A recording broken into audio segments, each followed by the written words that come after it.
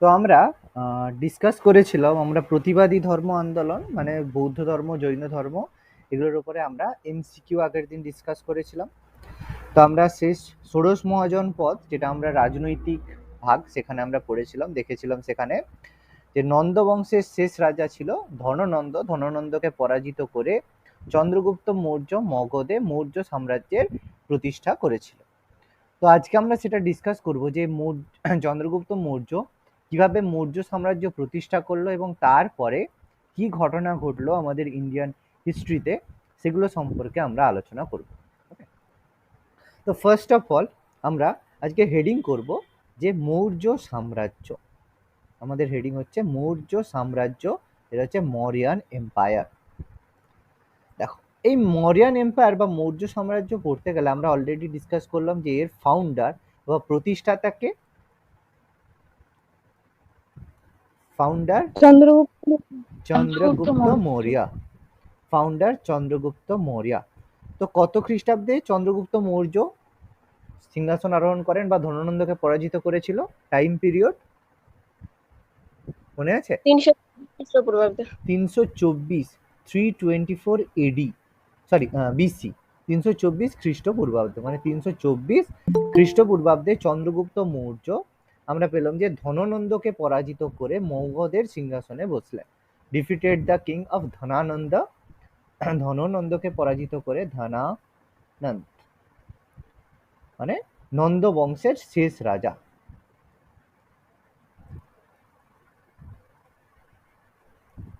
তো এটা আমরা অলরেডি ডিসকাস করেছি যে চন্দ্রগুপ্ত মৌর্য ধননন্দকে পরাজিত করে নন্দ বংশের সমাপ্তি ঘটিয়ে মৌর্য বংশের সূচনা করেছিল। তো এটা আমরা প্রত্যেকে কম বেশি ইনসিডেন্টটা আমরা জানি। এবার ব্যাপারটা হচ্ছে যে এই যে ঘটনাটা, এটা একটা বইতে লেখা রয়েছে। কোন বই থেকে আমরা এটা সম্পর্কে জানতে পারি? মুদ্রা রাক্ষস। মুদ্রা রাক্ষস, ভেরি গুড। একটা বই হচ্ছে মুদ্রা রাক্ষস। কার লেখা বই? বিশাখ দত্ত। বিশাখ দত্ত। বিশাখ দত্তের লেখা মুদ্রা রাক্ষস বই থেকে আমরা জানতে পারি যে চন্দ্রগুপ্ত মৌর্য, বই থেকে আমরা জানতে পারি যে চন্দ্রগুপ্ত মৌর্য চাণক্য বা কৌটিল্যের সহায়তায়, ঠিক আছে, চাণক্য বা কৌটিল্যের সহায়তায় মৌর্য সাম্রাজ্যের স্থাপনা করেছিল। ঠিক আছে, আচ্ছা। এবার তো এই চন্দ্রগুপ্ত মৌর্য একজন বিখ্যাত মানে রাজা ছিল। তো তার যে ব্যাকগ্রাউন্ডটা, তো কৌটিল্য প্রথমে কে ছিল? কৌটিল্য ছিল আমাদের কৌটিল্য আমাদের একটা জায়গা রয়েছে, সেটা হচ্ছে তক্ষশিলা। ঠিক আছে, যেটা আমাদের বর্তমানে ভারতের বাইরে অবস্থিত, যেটাকে আমরা সবচেয়ে প্রাচীনতম বিশ্ববিদ্যালয় বলে থাকি তক্ষশিলা। সেই তক্ষশিলা বিশ্ববিদ্যালয়ের প্রথমে তিনি সেখানে মানে স্টুডেন্ট ছিলেন, তারপর সেখানে তিনি শিক্ষকতা করতেন। সেই তক্ষশিলা বিশ্ববিদ্যালয়ের থেকে কৌটিল্য কি করেছিলেন? চন্দ্রগুপ্ত মৌর্যকে তৈরি করেছিলেন। ঠিক আছে, এই জন্য চন্দ্রগুপ্ত মৌর্যের যে গুরু বা হচ্ছে প্রধান যার ফিলোসফার, সে হচ্ছে কৌটিল্য। তো এর পেছনে অনেক স্টোরি রয়েছে, কিভাবে চন্দ্রগুপ্ত মৌর্য চন্দ্রগুপ্ত মৌর্যকে আমাদের কৌটিল্য তৈরি করেছিল, সেই সংক্রান্ত অনেক যে টোটাল ঘটনা আমাদের এই মুদ্রা রাক্ষস বইটাতে লেখা রয়েছে। তো আমাদের আলোচনার যে বিষয়বস্তু, সেটা হচ্ছে যে চন্দ্রগুপ্ত মৌর্য সিংহাসনে বসার পর যে চন্দ্রগুপ্ত মৌর্যের যে জন্ম বৃত্তান্ত, এটা বিভিন্ন জায়গায় বিভিন্ন রকমের লেখা রয়েছে। কিছু সোর্স চন্দ্রগুপ্ত মৌর্যকে বলে যে কুলহীন, অর্থাৎ চন্দ্রগুপ্ত মৌর্য কোনো কুলের নয়, কুলহীন, যেটাকে আমরা বলি বৃষল বা কুলহীন বলা হয়। আবার অনেক সোর্স বলে থাকে যে চন্দ্রগুপ্ত মৌর্য ছিলেন একজন শূদ্র, তিনি একজন শূদ্র রাজার পত্নী থেকে ছিলেন। আবার অনেক জায়গায় চন্দ্রগুপ্ত মৌর্যকে বলা হয়েছে ক্ষত্রিয়, চন্দ্রগুপ্ত মৌর্য একজন ক্ষত্রিয় ছিলেন। তো এটা বিভিন্ন সোর্সে বলা আছে, আমাদের জানতে হবে যে কোন সোর্সে চন্দ্রগুপ্ত মৌর্যকে কি বলা হয়েছে। চন্দ্রগুপ্ত মৌর্যকে বৃষল বলা হয়েছে কোথায়? মুদ্রা রাক্ষস, এই যে বইটা উপরে লিখলাম মুদ্রা রাক্ষস, বিশাখ দত্তের বইয়ে চন্দ্রগুপ্ত মৌর্যকে বৃষল বা কুলহীন বলা হয়েছে। শূদ্র বলা হয়েছে চন্দ্রগুপ্ত মৌর্যকে কোথায়? পুরাণ। পুরাণে। পুরাণে বলা রয়েছে। কতগুলো পুরাণ রয়েছে আমাদের? 18টি। 18টি পুরাণ রয়েছে। এখানে শূদ্র বলতে বলা হয় যে চন্দ্রগুপ্ত মৌর্য ছিলেন একজন শূদ্র রাজার পত্নী, তার মাতার নাম ছিল মুরা। ওকে, মাতার নাম ছিল মুরা এবং অনুমান করা হয় এই যে মুরা থেকে চন্দ্রগুপ্ত মৌর্যের যে ডাইনেস্টি মৌর্যান হয়েছে, এটা অনেক জায়গায় এসে থাকে। তো বিভিন্ন সোর্স বলে থাকে যে চন্দ্রগুপ্ত মৌর্য একজন শূদ্র রাজার পত্নী ছিলেন। অনেক ক্ষেত্রে এই শূদ্র রাজাকে আবার মহাপদ্ম নন্দের কথাও বলা হয়েছে। যে একটু এগুলো নিয়ে অনেক কন্ট্রোভার্সি এগুলো রয়েছে। তো পুরাণে চন্দ্রগুপ্ত মৌর্যকে শূদ্র বলা হয়েছে। আর বলা হয়েছে ক্ষত্রিয় বলা হয়েছে কোথায়? ক্ষত্রিয় বলা হয়েছে একটা আমাদের বৌদ্ধ গ্রন্থ। বলো। বৌদ্ধ না জৈন? বৌদ্ধ না জৈন? আচ্ছা, মহাপরিনির্বাণ কি গ্রন্থ?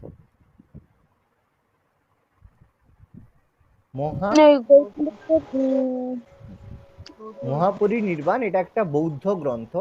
এই বৌদ্ধ গ্রন্থে চন্দ্রগুপ্ত মৌর্যকে বলা হয়েছে ক্ষত্রিয়, যেটা হচ্ছে এক ধরনের ক্ষত্রিয় জাতি হচ্ছে মৌর্য। বলা হয়েছে মৌর্য ক্ষত্রিয় বংশর তিনি সন্তান ছিলেন, মৌর্য। তো এটা নিয়ে কন্ট্রোভার্সিয়াল ব্যাপার যে কোনটা ঠিক, এই নিয়ে ঐতিহাসিকদের মধ্যে মতপার্থক্য রয়েছে। আচ্ছা, এই যে মুদ্রা রাক্ষস বইটা, এটা কোন ভাষায় লেখা? মনে রাখবে, এটা সংস্কৃত ভাষায় লেখা। ঠিক আছে, এটা সংস্কৃত ভাষাতে লেখা। দেখো, আশা করি এতটা প্রত্যেকে নোট ডাউন করতে পেরেছো। হ্যাঁ স্যার। এবার দেখো, চন্দ্রগুপ্ত মৌর্য সম্পর্কে জানার জন্য কিছু বিখ্যাত বই চন্দ্রগুপ্ত মৌর্য রাজত্বকাল সম্পর্কে জানার জন্য আমাদের জানতে হবে। যেরকম প্রথম বইটা হচ্ছে অর্থশাস্ত্র। রাইটার কে? কৌটিল্য। কৌটিল্য। চাণক্য, কৌটিল্য বা বিষ্ণুগুপ্ত অর্থশাস্ত্রের রচয়িতা। নেক্সট একটা বই, সেটা হচ্ছে ইন্ডিকা। রাইটার কে? মেগাস্থিনিস। তো মেগাস্থিনিসকে আমরা একটু পরে ডিসকাস করব, এখন বলার দরকার নেই, একটু পরে আমি ডিসকাস করছি। আরেকটা বই হচ্ছে এপিটোম। রাইটার কে? জাস্টিন, একজন বিদেশি পর্যটক জাস্টিনের লেখা এপিটোম গ্রন্থ। তো এই তিনটে মোটামুটি আমরা মৌর্য সাম্রাজ্য সম্পর্কে জানার গুরুত্বপূর্ণ সোর্স হিসাবে বলে থাকি। একটা হচ্ছে অর্থশাস্ত্র, ইন্ডিকা আর এপিটোম। তার মধ্যে অর্থশাস্ত্রের রচয়িতা হচ্ছে কৌটিল্য, এপিটোমের রাইটার হচ্ছে জাস্টিন, আর ইন্ডিকার রচয়িতা হচ্ছে মেগাস্থিনিস। এই ইন্ডিকা বই সম্পর্কে আমরা একটু পরেই ডিসকাস করব। ওকে, দেখো নোট ডাউন হয়েছে? তাহলে আমি পেজ চেঞ্জ করব। হ্যাঁ স্যার। আচ্ছা, দেখো, তো আমরা এবার ডিসকাস করব চন্দ্রগুপ্ত মৌর্য সম্পর্কে। এখন আমরা মৌর্য ডাইনেস্টির ফাউন্ডেশন সম্পর্কে দেখলাম। এখন আমরা শুরু করব যে চন্দ্রগুপ্ত মৌর্য সিংহাসনে বসে তিনি কি কাজ করলেন বা করার পরে তার পদক্ষেপগুলো কি ছিল, সেগুলো সম্পর্কে আমাদের জানতে হবে। খুব ইম্পর্টেন্ট জায়গা চন্দ্রগুপ্ত মৌর্যের, এই টাইমটা আমাদের জানতে হবে। দেখো, তিনি সিংহাসনে বসে প্রথমেই তিনি কি করলেন, যে আমরা দেখেছিলাম যে আলেকজান্ডার ভারত আক্রমণ করেছিল, তাই তো? আলেকজান্ডার যখন ধননন্দ ছিলেন তখন আলেকজান্ডার ভারত আক্রমণ করেছিল। তো আলেকজান্ডার ভারত আক্রমণ করে ভারতের উত্তর পশ্চিম সীমান্তগুলোতে বিভিন্ন জায়গায় গ্রিক প্রশাসক অ্যাপয়েন্ট করে গিয়েছিলেন। সেরকম যেটা আমাদের উত্তর পশ্চিমে নর্থ ওয়েস্ট প্রভিন্সে কিছু গ্রিক প্রশাসক নিযুক্ত ছিল, তাদেরকে আলেকজান্ডার কি করেছিল, ভারত থেকে বিতাড়িত করেছিল। সেরকম নর্থ ওয়েস্ট প্রভিন্সে গ্রিক সেনাপতির নাম ছিল ইউথিমস। নামটা লিখে রাখবে, ইউথিউমস।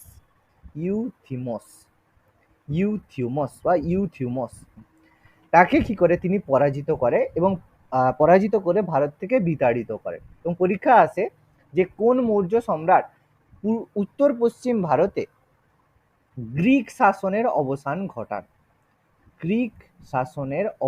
ঘটান। এবার যখন ইউথিমাসকে ভারত থেকে বিতাড়িত করা হলো, তখন ইউথিমাস গেল কোথায়? আলেকজান্ডারের প্রধান সেনাপতির কাছে, যার নাম হচ্ছে সেলুকাস। এই সেলুকাস হচ্ছে ব্যাবিলনের রাজা। আর এই ব্যাবিলনে কি হয়েছিল, আলেকজান্ডার মারা গিয়েছিল। আমি আগে পড়িয়েছিলাম মহাজনপদ পড়ানোর সময়। এই সেলুকাসের মৃত্যু হয়েছিল, আলেকজান্ডারের মৃত্যু হয়েছিল ব্যাবিলনে। তো ব্যাবিলনের রাজা হিসাবে অ্যাপয়েন্টেড ছিল কে, সেনাপতি হিসাবে নিযুক্ত ছিল সেলুকাস। তাহলে সেলুকাস দেখলো যে আলেকজান্ডারের এম্পায়ারে যখন অ্যাটাক করছে, তার মানে সেলুকাস তখন লড়াই করলো কার সাথে, চন্দ্রগুপ্ত মৌর্যর সাথে সেলুকাসের বিভেদ সৃষ্টি হলো বা লড়াই সৃষ্টি হলো। এই লড়াইতে চন্দ্রগুপ্ত মৌর্য কি হলো, জিতে গেল। দুজনের মধ্যে লড়াই হলো, তাতে চন্দ্রগুপ্ত মৌর্য জিতে গেল। তাহলে চন্দ্রগুপ্ত মৌর্য যখন জিতে গেল, তখন একটা মৈত্রী চুক্তি স্বাক্ষর হলো। অবভিয়াসলি একটা হবে, তার মানে একটা চুক্তি স্বাক্ষর হবে। এবং এই যে চুক্তি স্বাক্ষর হয়, এই যে চুক্তি, এই ট্রিটিটা ছিল কিন্তু পরীক্ষায় আসে, এটা ছিল প্রথম আন্তর্জাতিক চুক্তি। এটা কিন্তু প্রথম, ইতিহাসের প্রথম আন্তর্জাতিক চুক্তি, ইন্টারন্যাশনাল ট্রিটি। এর আগে যত ট্রিটি হয়েছে সব দেশের মধ্যে হয়েছে, কিন্তু এটা যেহেতু বিদেশের রাজা, সেই কারণে এটা ছিল প্রথম আন্তর্জাতিক চুক্তি। খুব ইম্পর্টেন্ট কিন্তু, ফার্স্ট আন্তর্জাতিক ট্রিটি সাইন হয়েছিল সেলুকাস আর চন্দ্রগুপ্ত মৌর্যের মধ্যে। এবং এখান থেকে ডিসাইড হয় কি, যেই জায়গাগুলো আমাদের সেলুকাসের আন্ডারে ছিল, সেগুলো চন্দ্রগুপ্ত মৌর্যকে দিতে হবে। সেগুলোর মধ্যে কি রয়েছে, কাবুল রয়েছে, কান্দাহার রয়েছে, আর মার্কান উপকূল রয়েছে। মার্কান উপকূল বলতে বর্তমানে যেটা পশ্চিমবঙ্গ পাকিস্তানের করাচি রয়েছে, সেই জায়গাটা। তো তিনটে জায়গা ডিসাইড করা হলো, কাবুল, কান্দাহার আর মার্কান কোস্ট কি হবে, চন্দ্রগুপ্ত মৌর্যের কাছে চলে যাবে। এবং তার সাথে সাথে বলা হলো, এখানেই শেষ নয়, যে সেলুকাসের যে কন্যা ছিল, সেলুকাসের কন্যা ছিল, তার নাম ছিল হেলেনা। ঠিক আছে, তার নাম ছিল হেলেনা। তো হেলেনার সাথে কি হলো, চন্দ্রগুপ্ত মৌর্যের বিবাহ হলো। চন্দ্রগুপ্ত মৌর্যের কি হলো, এখানে বিবাহ দেয়া হলো, ম্যাট্রিমোনিয়াল অ্যালায়েন্স হলো। তার মানে যখনই রিলেশন হয়ে গেল মৌর্যের সঙ্গে, আমাদের এর সাথে সেলুকাসের সাথে চন্দ্রগুপ্ত মৌর্যের, যখন হচ্ছে ডিসাইড হয়ে গেল, বিবাহ হয়ে গেল, তার মানে আর কেউ অ্যাটাক করবে না। ওকে, তো এগুলো ডিসাইড হলো। এবং তার সাথে সাথে সেলুকাস কি করলেন, তার একজন দূতকে পাঠালেন, দূতের নাম হচ্ছে মেগাসথিনিস। সেই মেগাসথিনিস কি হলো, ভারতে এলো। ভারতে আসার পরে তিনি, তখন রাজধানী ছিল আমাদের পাটলিপুত্র। তো সেই পাটলিপুত্র নগরে তিনি কি করলেন, বহুদিন ছিলেন। এবং পাটলিপুত্র নগরী সম্পর্কে মেগাসথিনিস যে বইটা লিখেছিলেন, সেটা হচ্ছে ইন্ডিকা গ্রন্থ। আমি একটু আগে যে বইটার নাম বললাম, ইন্ডিকা, এই ইন্ডিকা গ্রন্থ থেকে আমরা কোন নগর সম্পর্কে জানতে পারি, পাটলিপুত্র। ইন্ডিকা গ্রন্থের রচয়িতাকে মেগাসথিনিস। মেগাসথিনিস কে ছিল, সেলুকাসের দূত ছিলেন। দেখো, আশা করি বুঝতে পারলাম। দেখো, এতটা আমি যতটা বললাম আর লেখালাম, পুরোটা ক্লিয়ার প্রত্যেকের? হ্যাঁ স্যার। হ্যাঁ স্যার। ওকে, এবার এই যে জাস্টিনের লেখা বই, চন্দ্রগুপ্ত মৌর্যকে একটা এপিথেট দেওয়া হতো। সেই এপিথেটটা হচ্ছে স্যান্ড্রোকোটাস। ওকে, বলা হতো স্যান্ড্রোকোটাস। ওকে, স্যান্ড্রোকোটাস বলেছিল কে, ঐতিহাসিক জাস্টিন তার বইতে তাকে বলেছিলেন যে স্যান্ড্রোকোটাস কথার অর্থ হচ্ছে যে গ্রিকদের শত্রু। এই সেন্সে বলা হয় যে গ্রিকদেরকে, যেহেতু গ্রিক শাসনের অবসান ঘটিয়েছিলেন, এই জন্য তাকে বলা হতো স্যান্ড্রোকোটাস, যেটা ঐতিহাসিক জাস্টিন তাকে উপাধি দিয়েছিলেন। এবার তাহলে চন্দ্রগুপ্ত মৌর্য দেখো সাকসেসফুল হয়ে গেল, বড় একটা এলাকা তিনি দখল করে নিলেন, ইন্ডিকা বইও হয়ে গেল। এবার চন্দ্রগুপ্ত মৌর্যের সময়ে তৈরি হয়েছিল সুদর্শন হ্রদ। এবার সুদর্শন হ্রদটা কোথায় অবস্থিত, এটা অবস্থিত আমাদের সৌরাষ্ট্র। তখন সৌরাষ্ট্র ছিল, বর্তমানে এটা আমাদের গুজরাট। ওকে, গুজরাট যেটা আমাদের এর আগে ছিল আমাদের জায়গাটা হচ্ছে জুনাগড়। আমি জায়গাগুলোর নাম লিখে রাখছি, কারণ অপশনের সময় সুদর্শন হ্রদ কোথায় অবস্থিত, কোনো এক্সামে অপশনে সৌরাষ্ট্র পাবে, অনেক জায়গার অপশনে জুনাগড় পাবে, অনেক জায়গার অপশনে আবার গুজরাট পাবে। বিভিন্ন রকম নামে কিন্তু বিভিন্নভাবে আমাদের এক্সামে কোশ্চেন দিতে পারে, তো সেই দিকে কেয়ারফুল প্রত্যেকে থাকতে হবে। এই যে সুদর্শন হ্রদ, নির্মাণ হয়েছিল চন্দ্রগুপ্ত মৌর্যের সময়। নির্মাণ করেছিল কে? তখন সৌরাষ্ট্রের একজন গভর্নর ছিল। গভর্নর বলতে কি, বড় মৌর্য সাম্রাজ্য শাসন করার জন্য রাজা কি করতো, বিভিন্ন অঞ্চলকে বিভিন্ন প্রদেশ বা প্রভিন্সে ভাগ করতো। সেরকম সৌরাষ্ট্র প্রভিন্সের গভর্নর একজন ছিল, তার নাম ছিল, বলতে পারবে কেউ? কি নাম ছিল বলো তো? মনে আছে কারো? না স্যার। পুষ্যগুপ্ত, মনে পড়ছে? এখনো মনে আসেনি? আচ্ছা, তাহলে আর কি করা যাবে। আচ্ছা, তো সৌরাষ্ট্র আন্ডারে ছিল না? হ্যাঁ, সৌরাষ্ট্র তখন অবভিয়াসলি সৌরাষ্ট্র তখন চন্দ্রগুপ্ত মৌর্যের সাম্রাজ্যের আন্ডারে ছিল। আর চন্দ্রগুপ্ত মৌর্যের সাম্রাজ্যের এক্সটেনশন যদি আমরা ভাবি, তাহলে ওয়েস্টে পশ্চিম দিকে এই যে মার্কান কোস্ট ছিল, মার্কান কোস্ট যেটা হচ্ছে এই ট্রিটির মাধ্যমে পেল। নর্থে ছিল কাবুল কান্দাহার, এটাও তিনি পেলেন এইভাবে জয় করার মাধ্যমে। সাউথ ইন্ডিয়াতে ছিল তিন ভ্যালি মানে যেটা বর্তমানে আমাদের তামিলনাড়ু, ঠিক আছে, তামিলনাড়ু শেষ। আর পূর্বে ছিল আমাদের বেঙ্গল, মানে বাংলা অব্দি, ওয়েস্ট বেঙ্গল অব্দি। তারা এত টোটাল অল ইন্ডিয়ান এম্পায়ার তৈরি করেছিল, মানে যেটাকে আমরা এখন মানে আমরা বলে থাকি, যেটা আমাদের অখণ্ড ভারত একটা কথা আছে, সে অখণ্ড ভারত কথাটা আছে, মানে যেটা ভারত ভাগের আগে, সে অখণ্ড ভারত ছিল চন্দ্রগুপ্ত মৌর্যের এম্পায়ার। হিউজ এম্পায়ার ছিল চন্দ্রগুপ্ত মৌর্যের। ওকে, দেখো এতটা ক্লিয়ার আশা করি। হ্যাঁ স্যার। এবার দেখো চন্দ্রগুপ্ত মৌর্যের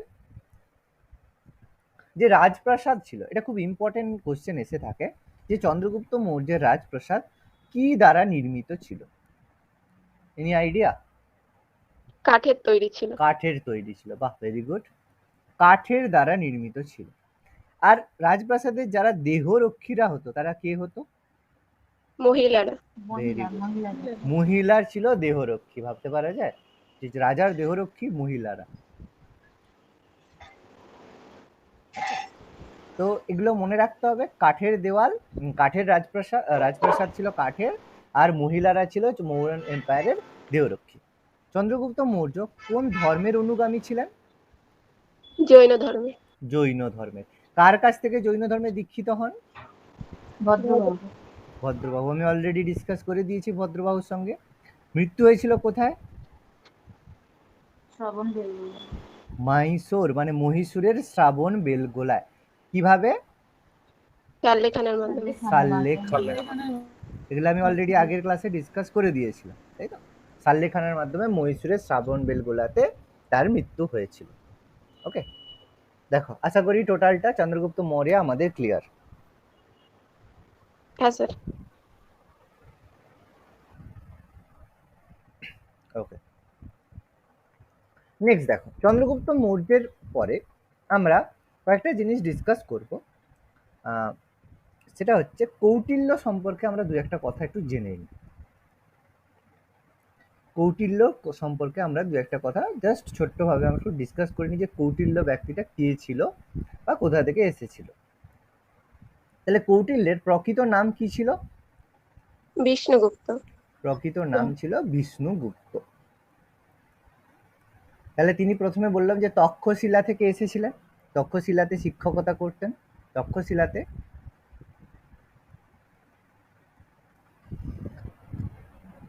তিনি কিন্তু প্রথমে চন্দ্রগুপ্ত মৌর্যের সেনাপতি ছিলেন, এবং বিন্দুসার মানে পরবর্তী রাজা চন্দ্রগুপ্ত মৌর্য ও বিন্দুসারের প্রধানমন্ত্রী ছিলেন কৌটিল্য। প্রধানমন্ত্রী ছিলেন কিন্তু কৌটিল্য, মনে রাখবে। তো তার লেখা বই আমরা বললাম অর্থশাস্ত্র। এই অর্থশাস্ত্র কি বিষয়ক বই বলতে পারবে? কি বিষয়ক বই? Administrative system. মানে রাজ্য শাসন সংক্রান্ত।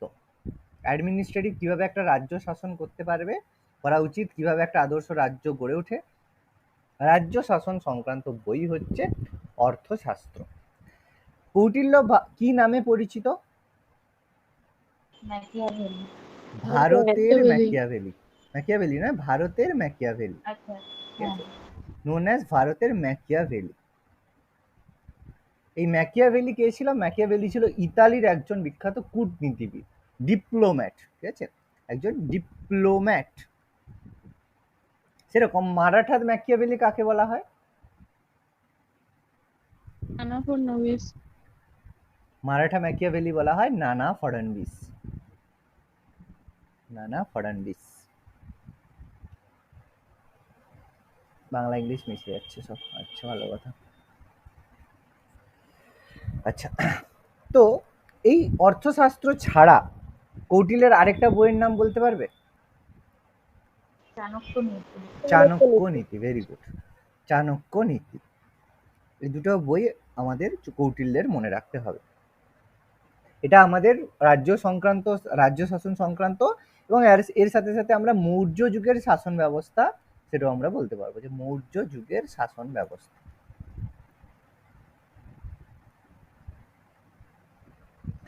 আচ্ছা, তো এই যে অর্থশাস্ত্রর যে পাণ্ডুলিপি, এটা প্রথম আবিষ্কৃত হয়েছিল, প্রথম থেকে কিন্তু পাওয়া যায়নি। এটা পাওয়া গেছিল কোথায়? 1905-এ। আচ্ছা, এটা পাওয়া গেছিল 1905-এ মহীশূরে পাওয়া গিয়েছিল একটা গোয়াল ঘরে, ঠিক আছে, একটা গোয়াল ঘরে পাওয়া গেছিল, যেটা আবিষ্কার করেছিল একজন হচ্ছে ব্যক্তি, তার নাম হচ্ছে শ্যাম শাস্ত্রী। শ্যাম শাস্ত্রী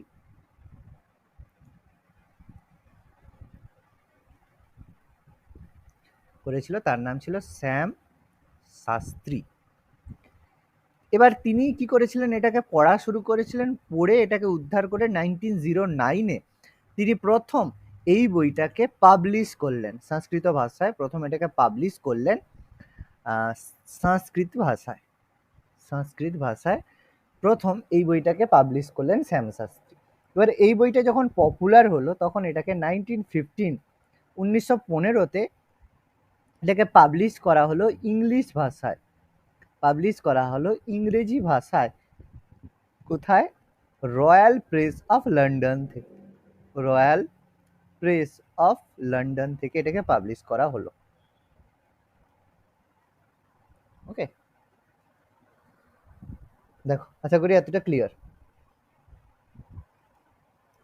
ওকে, আর অর্থশাস্ত্র সম্পর্কে একটা ইনফরমেশন আমি দিয়ে দিচ্ছি, যে অর্থশাস্ত্রতে যে বলা হয়েছে যে রাজ্য পরিচালনার জন্য, একটু লিখে রাখবে, অর্থশাস্ত্রে বলা হয়েছে কি, যে রাজ্য পরিচালনার জন্য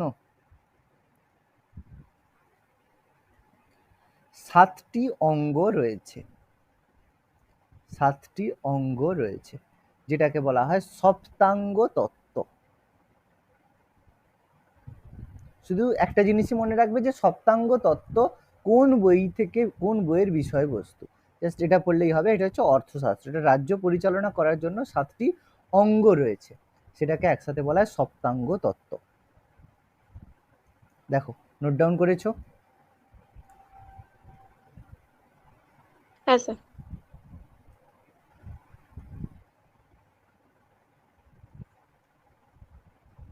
ওকে, নেক্সট।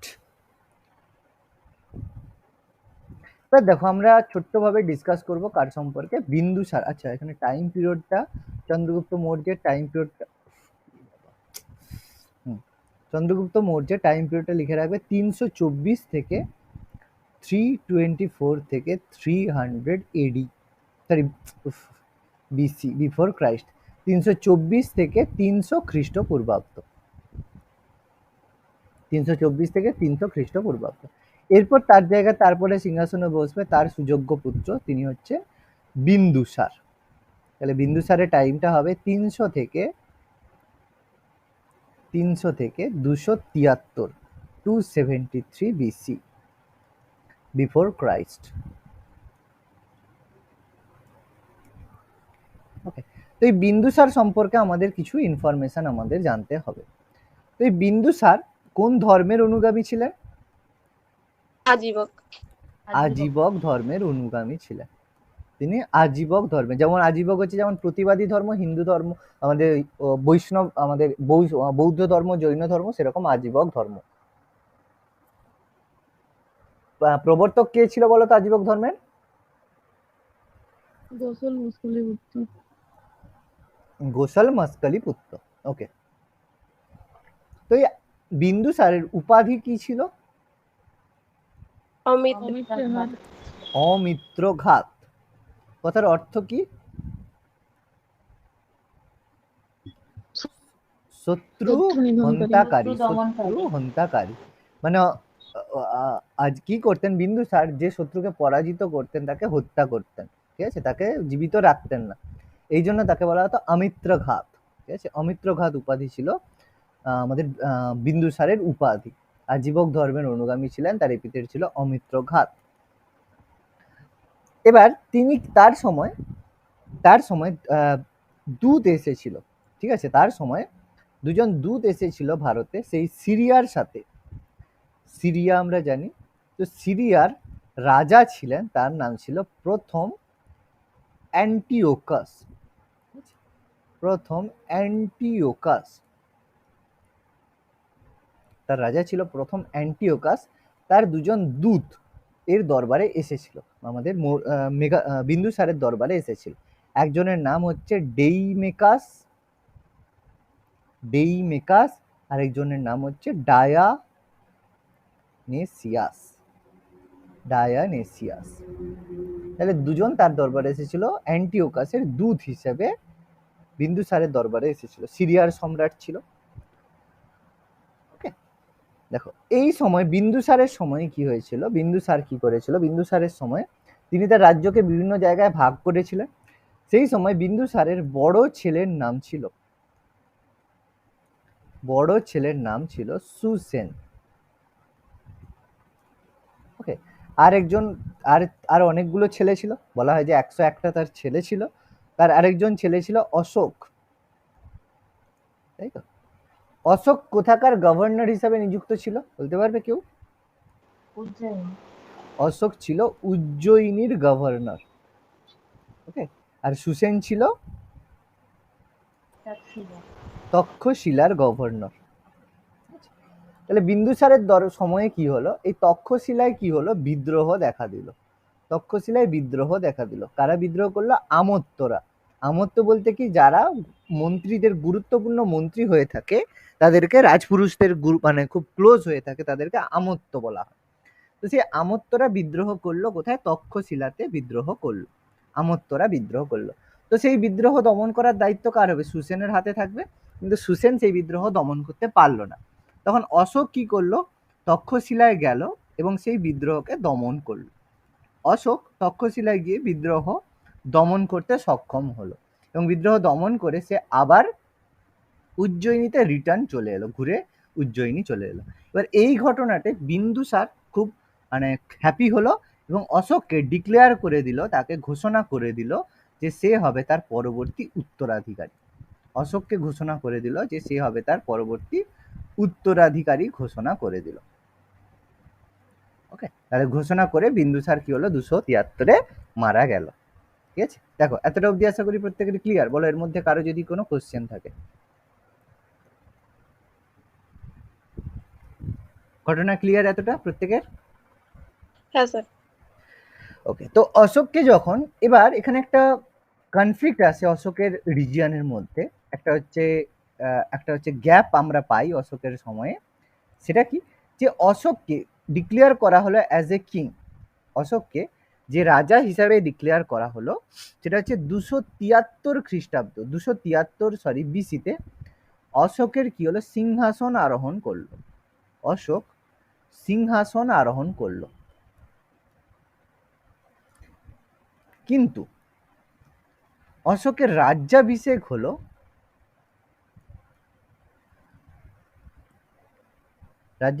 কবে? 269 বিসি, 269 বিসিতে। তাহলে গ্যাপ কতদিন হচ্ছে? 4 ইয়ার। ঠিক আছে, 4 বছরের একটা গ্যাপ হচ্ছে। তাহলে এই 4 বছরের গ্যাপটা কেন? 273 বিসিতে সিংহাসন আরোহণ করলো কিন্তু রাজ্যাভিষেক হলো 269-এ। তার কারণ কি? কি হলো যে এই টাইমের মধ্যে বলা হয় অশোক তার 99 জন ভাইকে হত্যা করে সিংহাসনে বসেছিলেন। বলা হয় যে অশোক তার 99 জন ভাইকে হত্যা করে সিংহাসনে বসেছিলেন, এই জন্য তার 4 বছর সময় লেগেছিল।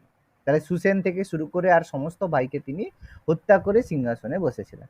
তো এটা জাস্টিফাইড করে কিছু বই, অনেক বই এটাকে জাস্টিফাইড করে, যেটা হচ্ছে দিব্যবদান বা দীপবংশ মহাবংশ। ঠিক আছে, দিব্যবদানটাই করবে, অনেক অ্যাকচুয়ালি বৌদ্ধ গ্রন্থ এগুলো। দিব্যবদান, ঠিক আছে, এই একটা বৌদ্ধ গ্রন্থ, এটা জাস্টিফাই করে কি,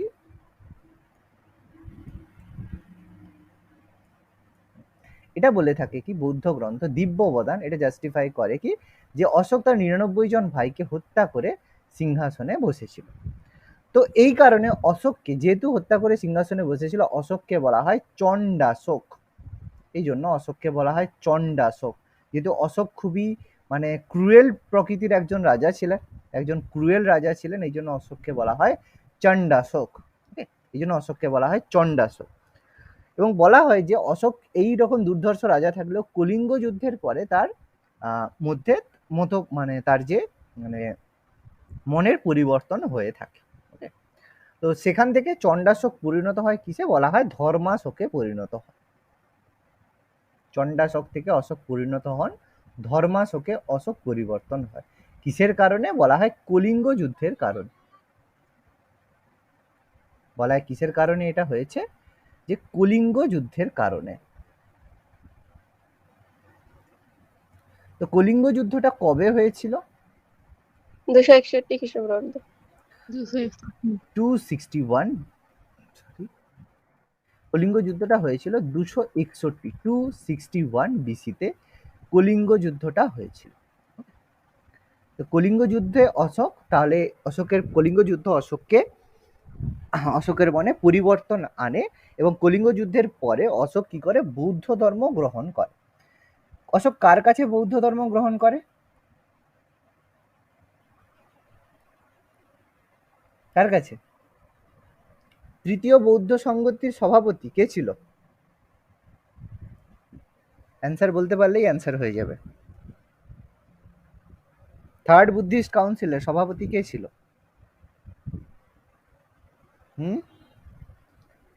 উপগুপ্ত। Upagupta, very good. বৌদ্ধ সন্ন্যাসী উপগুপ্ত, উপগুপ্তর কাছে তিনি কি করেন, বৌদ্ধ ধর্মের দীক্ষা নিয়েছিলেন। ঠিক আছে, তো এই যে কলিঙ্গ যুদ্ধটা, যেটা আমাদের পরীক্ষা আসে, যে কলিঙ্গ যখন যুদ্ধ হয়েছিল, কলিঙ্গর ক্যাপিটাল কি ছিল? কয়েকটা ইনফরমেশন এখানে লাগে, 3-4টে ইনফরমেশন লাগবে। কলিঙ্গের ক্যাপিটাল কি ছিল, রাজধানী কি ছিল? ক্যাপিটাল ছিল, লিখে রাখবে, তোষালি। কলিঙ্গের ক্যাপিটাল ছিল তোষালি। কলিঙ্গের ক্যাপিটাল ছিল তোষালি। কলিঙ্গ কোন নদীর তীরে অবস্থিত, কোন রিভার? গোদাবরী। হ্যাঁ, সুবর্ণরেখা আর গোদাবরীর সঙ্গমস্থলে। ঠিক আছে, সুবর্ণরেখা ও গোদাবরী।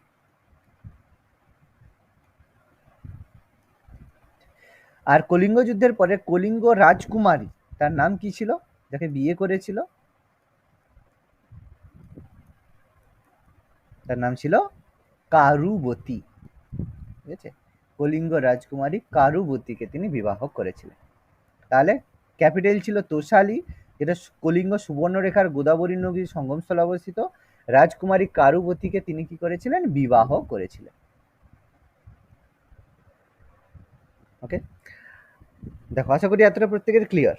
এবং এই যে কলিঙ্গ যুদ্ধের বিবরণ, এটা কোথায় লেখা রয়েছে, অশোকের 13তম শিলালিপিতে। 13তম শিলালিপি, যেটা 13th মেজর রক এডিক্ট। ঠিক আছে, 13তম শিলালিপিতে অশোকের কলিঙ্গ যুদ্ধের বিবরণ দেওয়া রয়েছে। দেখো এতটা অবধি ক্লিয়ার প্রত্যেকের, আশা করি।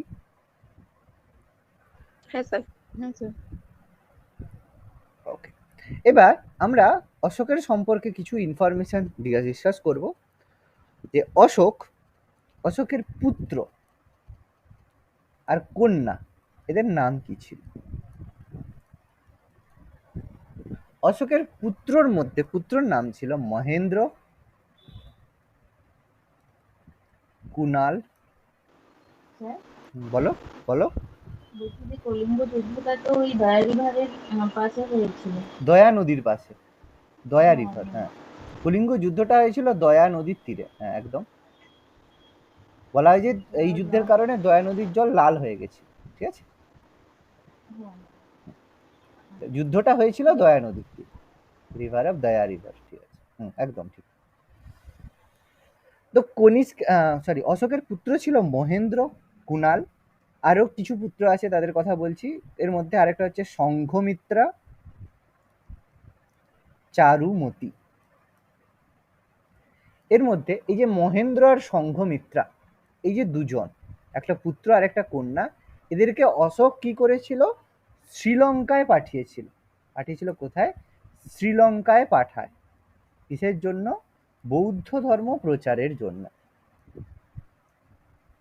বৌদ্ধ ধর্ম প্রচারের জন্য মহেন্দ্র এবং সংঘমিত্রাকে তিনি শ্রীলঙ্কায় পাঠিয়ে দিয়েছিলেন। ভালো কথা, কোনো সমস্যা নেই। আর এই যে কুণাল, এই যে কুণাল ছিল তার পরবর্তী প্রশাসক, মানে অশোকের পরে সিংহাসনে বসেছিল কুণাল। এই কুণালকে বলা হয় ব্লাইন্ড এম্পায়ার, ঠিক আছে, ব্লাইন্ড এম্পায়ার বলা হয়, মানে অন্ধ শাসক বলা হয়। এবার অন্ধ শাসক বলার কারণ কি? অনেক সোর্স বলে থাকে যে কুণাল ছিলেন জন্ম অন্ধ, এই জন্য তাকে অন্ধ শাসক বলা হয়। আবার অনেক জায়গায় বলা হয়ে থাকে যে কুণালকে অশোক নিজে হাতে অন্ধ করেছিল। তো যাই হোক, এটা নিয়ে অনেক মত পার্থক্য রয়েছে। তো যাই হোক, এটা ছিল অশোকের পুত্র এবং কন্যাদের কথা। এবং বলা হয় যে অশোক যে ৯৯ জন ভাইকে হত্যা করে, একমাত্র তার ছোট ভাই ছিল তিসা, সেই তিসাকে তিনি হত্যা করেননি, তিসাকে হত্যা করেননি, বাকি তিনি তার সমস্ত ভাইকে হত্যা করেছিলেন। দেখো, ডান আশা করি। হ্যাঁ স্যার। আচ্ছা, অশোকের সময় প্রধানমন্ত্রীর নাম কি ছিল? অশোকের প্রধানমন্ত্রী কে ছিল যে তাকে সিংহাসনে বসতে সাহায্য করেছিল? তার নাম ছিল রাধাগুপ্ত। রাধাগুপ্ত। Very good. অশোকের সিংহাসনে বসতে সাহায্য করেছিল তার প্রধানমন্ত্রী রাধাগুপ্ত। Very very important. অশোককে সিংহাসনে বসতে সাহায্য করেছিল প্রধানমন্ত্রী রাধাগুপ্ত। অশোক কোন ধর্মের অনুগামী ছিলেন? প্রথম জীবনে অশোক ছিলেন শৈব ধর্মের অনুগামী। অশোক প্রথম জীবনে তিনি কিন্তু শৈব ধর্মের অনুগামী ছিলেন। পরে আমি বললাম উপগুপ্তের সংস্পর্শে এসে তিনি কি করলেন? বৌদ্ধ ধর্মে রূপান্তরিত হলেন। এবং তার সময় বৌদ্ধ ধর্মে রূপান্তরিত হওয়ার পরে কন্ডাক্ট করা হলো কি? তৃতীয় বৌদ্ধ সঙ্গীতি, তৃতীয় বৌদ্ধ সঙ্গীত, থার্ড বুদ্ধিস্ট কাউন্সিল। কোথায় হলো? পাটলিপুত্র। পাটলিপুত্র। পাটলিপুত্রে থার্ড বুদ্ধিস্ট কাউন্সিল হলো। ওকে, দেখো ক্লিয়ার প্রত্যেকের এতটা? হ্যাঁ স্যার।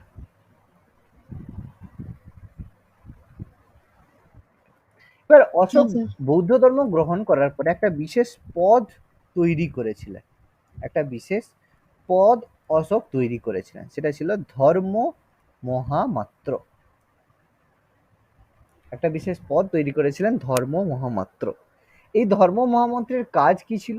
এই ধর্ম মহামন্ত্রের কাজ ছিল যে ভগবান বুদ্ধের বাণী প্রচার করা, যে তার এম্পায়ারের মধ্যে থেকে ভগবান বুদ্ধের বাণী প্রচার করা।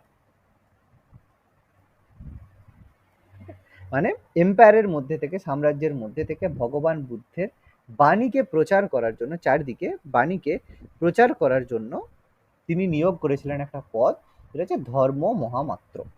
একটা বিশেষ পদ তৈরি করেছিলেন, সেটা হচ্ছে ধর্ম মহামাত্র, যে বৌদ্ধ ধর্মকে যাতে রাজ্যের বিভিন্ন স্থানে প্রচার করার জন্য তিনি ধর্ম মহামাত্র নিযুক্ত করেছিলেন। এই যে অশোকের শিলালিপি রয়েছে, পাঠোদ্ধার কে করেছিল? শিলালিপি জেমস। James Prinsep. শিলালিপির পাঠোদ্ধার করেন ঐতিহাসিক জেমস প্রিন্সেপ।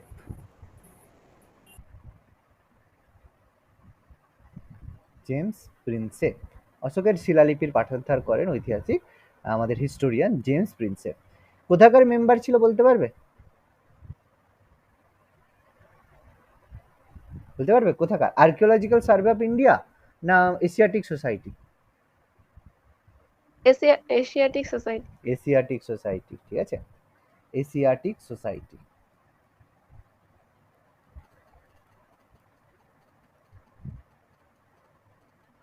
ওকে, নেক্সট।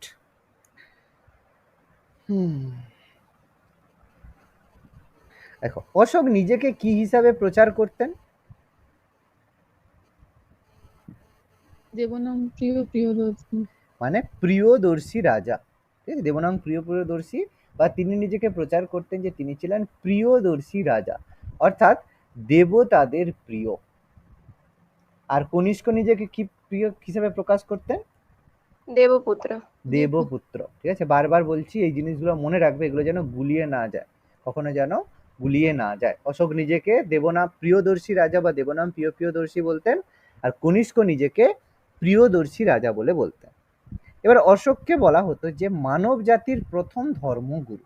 অশোককে বলা হতো কি, তিনি ছিলেন মানব জাতির প্রথম ধর্মগুরু। কে বলেছিল অশোককে মানব জাতির প্রথম ধর্মগুরু? স্মিথ। কে? স্মিথ।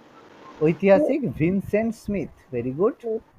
ঐতিহাসিক ভিনসেন্ট স্মিথ অশোককে বলেছিল অশোক ছিল মানব জাতির প্রথম ধর্মগুরু, ভেরি ভেরি ইম্পর্টেন্ট।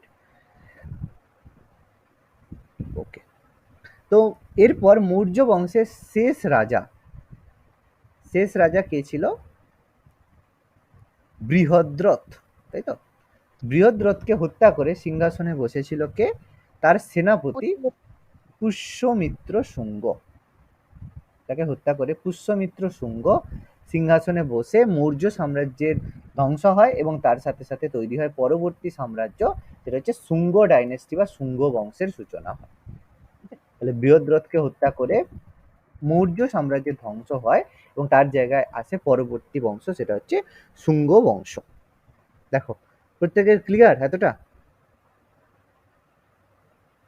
হ্যাঁ স্যার। হ্যাঁ স্যার।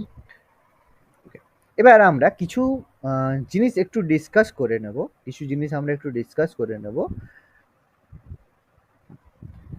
যেটা হচ্ছে অশোকের শিলালিপি সম্পর্কে আমরা কিছু ডিসকাস করব। অশোকের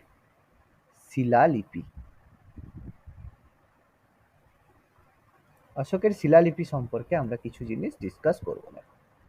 তো অশোকের যে শিলালিপিগুলো বা লেখাগুলো ছিল, সেগুলো বেশিরভাগই লেখা হতো প্রাকৃত ভাষায়, ঠিক আছে, প্রাকৃত ভাষা, এবং হরফ ছিল ব্রাহ্মী স্ক্রিপ্ট, ব্রাহ্মী লিপি, এগুলোতে বেশিরভাগ ছিল।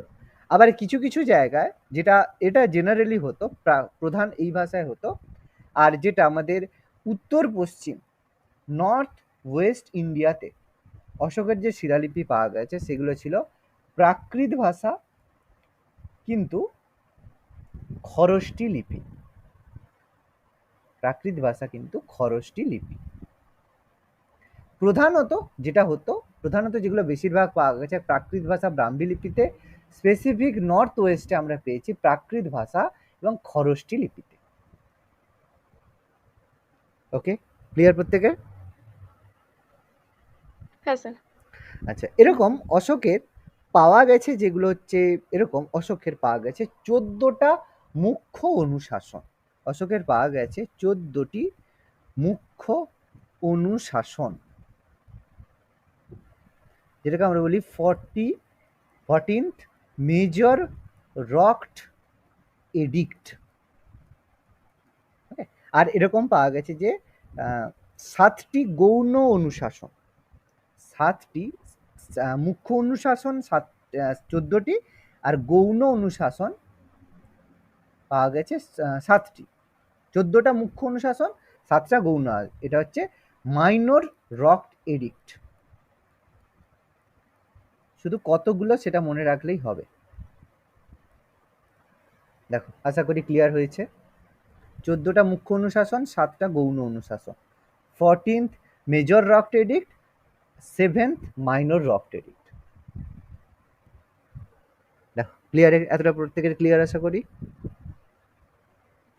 হ্যাঁ স্যার।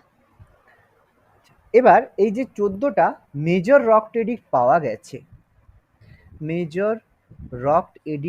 গেছে, এগুলো কোথায় পাওয়া গেছে কয়েকটার নাম আমাদের একটু জানতে হবে। তার মধ্যে নাম্বার 1 খুব ইম্পর্টেন্ট, পাওয়া গেছে গিরনারে, যেটা অবস্থিত আমাদের গুজরাটের। গুজরাটের গির ফরেস্ট আমরা জানি কিসের জন্য বিখ্যাত, গুজরাটের গির ফরেস্ট সিংহের জন্য। এশিয়াটিক লায়ন, সিংহ বললে ভুল হবে, এশিয়াটিক লায়ন সংরক্ষণ, ঠিক আছে, শুধু সিংহ বলবে না, ভুল হবে। গিরনার গুজরাট। তারপর রয়েছে ইয়ারাগুড়ি, রয়েছে ইয়ারাগুড়ি, এটা রয়েছে আমাদের অন্ধ্রপ্রদেশে, ইয়ারাগুড়ি অন্ধ্রপ্রদেশে রয়েছে। নেক্সট রয়েছে মানখেরা, যেটা রয়েছে আমাদের পাকিস্তানে। তারপর রয়েছে সোপারা, রয়েছে বোম্বেতে। ধৌলি রয়েছে উড়িষ্যাতে। মানে সে আর কি করবে, উড়িষ্যা। দেখো, নোট ডাউন করেছো? হ্যাঁ স্যার। হ্যাঁ স্যার। এই জায়গাগুলো পার্টিকুলার, এই জায়গাগুলো আমাদের পড়তে হবে। গিরনার গুজরাট, ইয়ারাগুড়ি অন্ধ্রপ্রদেশ, মানখেরা পাকিস্তান, সোপারা বোম্বে, ধৌলি উড়িষ্যা। আচ্ছা। আর আমাদের আর হচ্ছে গৌণ অনুশাসন, সেভেন্থ মাইনর রক এডিক্ট, এটা কোথায় পাওয়া গেছে? এটা লিখবে, দুটো জায়গা লাগবে, একটা হচ্ছে একটা হচ্ছে মাস্কি, যেটা অবস্থিত কর্ণাটক। গুজ্জার মধ্যপ্রদেশ। আর হচ্ছে সাসারাম। সাসারাম কোথায় অবস্থিত? বিহার। বিহার। কার সমাধি আছে?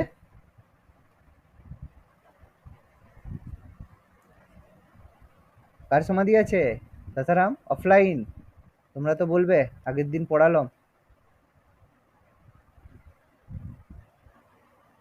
শের শাহ, মনে আছে? শের শাহ ভুলে গেছো, দেখছো কেমন ভুলেছে, আগের দিনই পড়ালাম তো তোমাদের। ওকে,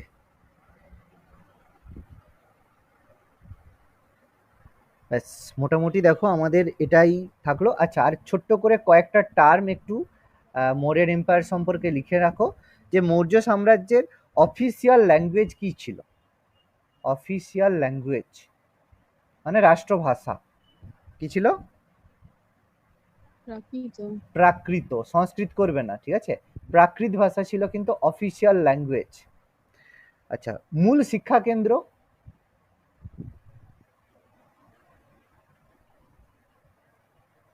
তক্ষশিলা, ঠিক আছে, তখন তক্ষশিলাই ছিল, নালন্দা তো হয়নি, তক্ষশিলাই ছিল। আর সেরকম ইউনিভার্সিটি এত কিছু ছিল না, তক্ষশিলাই ছিল, ঠিক আছে। আর চন্দ্রগুপ্ত মৌর্যের সময় মৌর্য প্রদেশ চন্দ্রগুপ্তের সময় 4টি ছিল।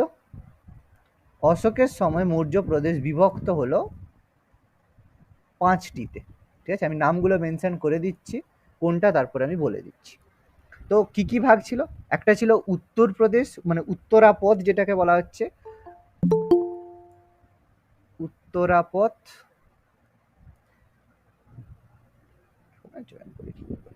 উত্তরাপথ যেটা আমাদের তক্ষশিলা ছিল। তারপরে ছিল অবন্তিপথ যেটা ছিল আমাদের মিডিল, যেটা উজ্জয়িন ছিল, যেটা হচ্ছে উজ্জয়িন ছিল। তারপর নাম্বার 3 ছিল হচ্ছে প্রাচ্যপথ, যেটা সেন্টার ছিল হচ্ছে কলিঙ্গ। নাম্বার 4 ছিল হচ্ছে আমাদের দক্ষিণ পথ, এটা হচ্ছে সুবর্ণগিরি।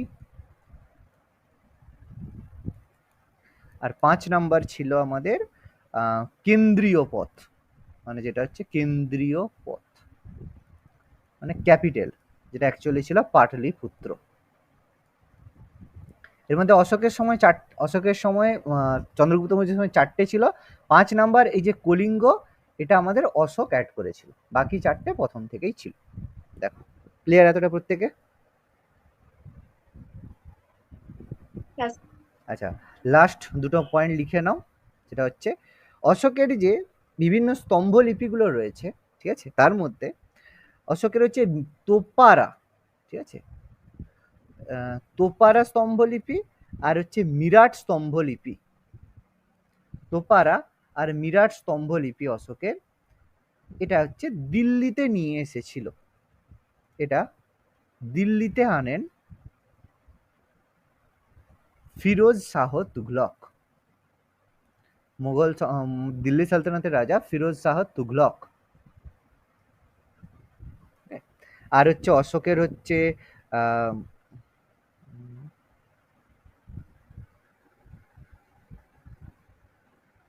আচ্ছা আরেকটা এক সেকেন্ড। আর অশোকের হচ্ছে কৌসাম্ব স্তম্ভলিপি, কৌসাম্ব স্তম্ভলিপি। এটা হচ্ছে কলকাতায় আনেন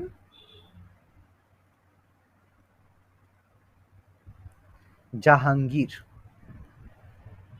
এই দুটো ইনফরমেশন আমাদের মনে রাখতে হবে, একটা জাহাঙ্গীর, একটা হচ্ছে ফিরোজ শাহ তুঘলক। নামগুলো কি?